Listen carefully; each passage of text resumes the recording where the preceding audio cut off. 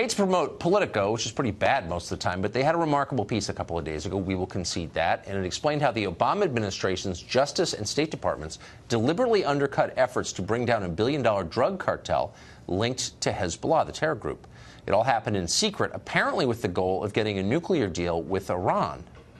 How did this happen? Eli Lake is a columnist at Bloomberg. He's written about national security and foreign policy for many years and joins us now. Eli, first question, is the story from your reporting essentially true?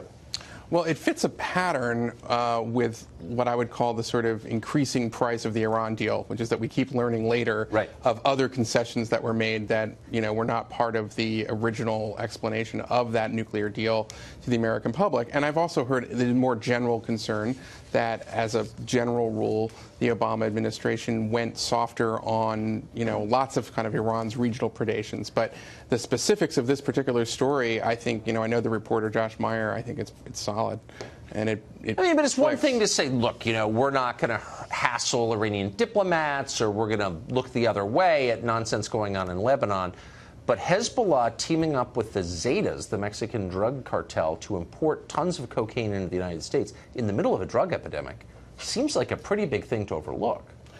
It's not just that, and you're right, that is a big deal from a drug enforcement perspective. Yeah. It's also an illicit stream of income to the main arm of Iran's foreign policy. So if you can in explain the that region. to our viewers quickly who didn't read the piece. Yeah, well, what it basically is that there was a two-way operation. It laundered money back to Hezbollah, but it also was a drug trafficking network. But one of the things that it means is also it's a way for Hezbollah to sort of have a revenue stream to then support their activities in Syria and Iraq and other places in the region where they're causing a lot of mayhem on Iran's behalf. So there's no question that the Obama people knew this was going on and overlooked it because they felt the Iran deal was so important. Is there any way, and I know you're probably not a fan of the Iran deal, but is there any way, do you think, ethically, to justify that decision? Well, there are decisions that are made all the time between law enforcement and intelligence gathering. Yes. And that is a real thing. And you could, I think proponents of the deal would say that it's very important to do what you can to try to disarm as much as you can for the 10 to 15 years that the Iran deal lasts. My issue in particular is that all of these sorts of concessions that the Obama administration made should have been told to the American people up front when Congress was voting on it in 2015 and they were selling it to the American people. Is there any indication that members of Congress knew that this was going on, that the DEA was being prevented from interdicting drug trafficking on behalf of the DEA? Well, that I did a little bit of reporting on, and I can tell you that Republican members are shocked at this point. There has been some pushback from Obama alumni, but they haven't really addressed the central claims of the article. And the pushback has consisted of? They've consisted of saying, well, the on-the-record sources are affiliated with biased think tanks, but that's, I think, pretty weak.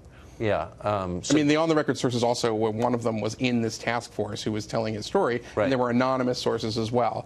So it was sort of, if you can't dispute the facts, dispute the sources, that kind of thing. That's always the way. Eli, thank you for that. Thank you. David Teferi is a former State Department official. He advised Barack Obama's presidential campaigns on questions of foreign policy, and he joins us tonight.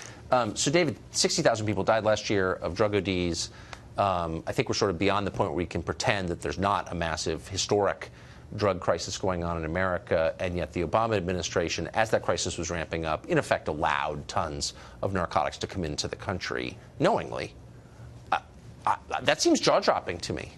Well, this is really a story about terrorism and about our Iran policy. We can agree on a couple things. First of all, that Hezbollah does support terrorism, that Hezbollah is an arm of Iran, and it carries out Iran's anti-American, anti-Western agenda. So we should be using law enforcement to confront Hezbollah, and we have been doing that. This story suggests, however, that the Obama administration pulled back on a major law enforcement investigation in order to support the Iran deal. That is troubling if true. However, this story is thinly supported, and Eli Lake noted some of the ways in which it's thinly supported. It's basically based on two former DEA agents who have an agenda. I have a contact. He just left the Treasury Department last summer. He says that this is a disgusting hit job by a cabal of people with an agenda. Okay, so there are two sides to this story. Well, that's not a side, actually. That's an ad hominem attack on the reporting without offering countervailing evidence. Let me stipulate that all stories in Washington come with an agenda, explicit or not. not. So, of course, there are agendas. Well, this comes from But you're not. But is he saying that it's untrue, that the Obama people knew that Hezbollah was partnering with the Mexican drug cartel to import cocaine by the ton into the United States and launder terror money?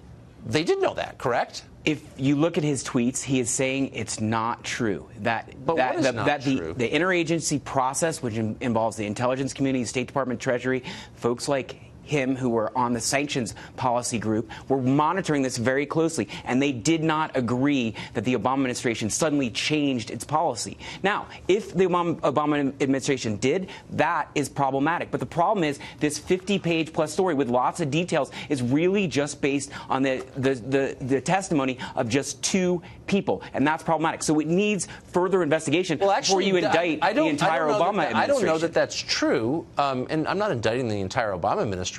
The show is not long enough to do that, but I'd enjoy it. I'm merely saying that this piece purportedly is based on interviews with dozens of people, it says, directly involved in this. There's an on-the-record piece of written testimony before Congress from an Obama Treasury official saying that a specific DEA operation, Cassandra, meant to interdict cocaine shipments here, was stymied on purpose. So is that true or not? It sounds like it is true. How is that not true? There are plenty of quotes in the article that also from people in the Obama administration who said, no, that's not true. No, that the Obama administration did not provide. With respect, there's one right here. I read the piece carefully. The White House did not attempt to curb the DEA-led efforts against Hezbollah because of the Iran deal. That's a direct quote from the article. Because of the Iran deal. Then on what ground? There's not one line in that piece that says the facts are not true. It's a question of motive. So they're saying, look, this is complex. And by the way, there's some truth in this. These are complex. And as Eli just noted, there's often a debate between the intel people and the law enforcement people. I get it. There are a lot of priorities at stake.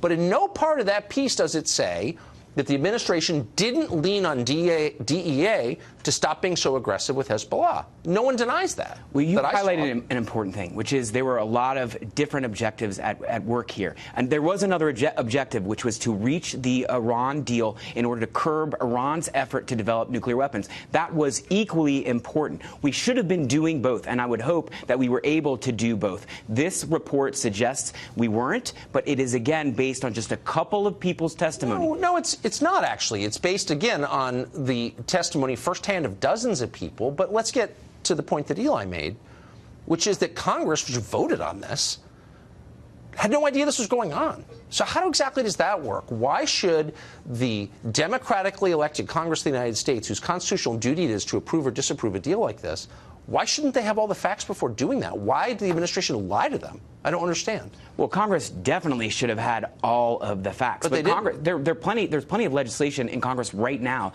that is anti-Hezbollah that would help with the effort to confront Hezbollah. And Congress has the opportunity now, based on these facts and others, to vote in favor of that legislation. Slow down. The deal is done, okay? First of all of those narcotics came into this country, and again, 60,000 people died last year. So you can't argue that it's not shaking American society to its foundations, drug addiction. It is, and this is part of the problem.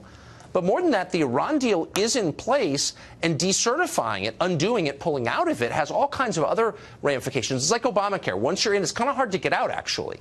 So why didn't Congress know before approving this the whole story? We don't know everything that Congress knew. I mean, there's members of Congress say the intelligence committees on Congress. They get classified information, and they were probably getting some of this information. So Treasury called over and said, but just so you know, in order to kind of sweeten the deal, we're letting Hezbollah, which we've designated a terror organization, to partner with the Zetas in the Mexican civil drug war, import tons of cocaine into the country. Hope you're cool with that. Well, Tucker, you're also overlooking the fact that some of this was public knowledge. The people who were arrested, one of the people is a Hezbollah person who was arrested in Prague. That was public information. So there was some information that was publicly out there about this.